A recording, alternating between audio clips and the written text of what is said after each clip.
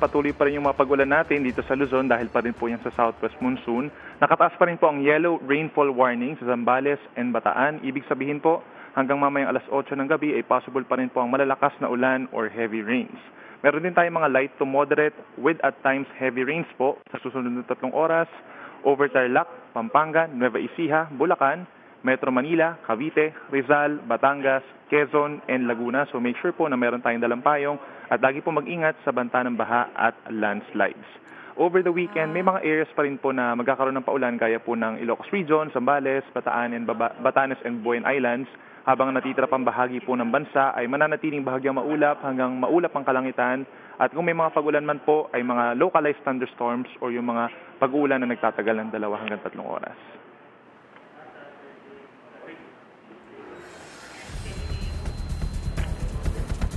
Okay, so maraming salamat Benson Estareja ng Pag-asa.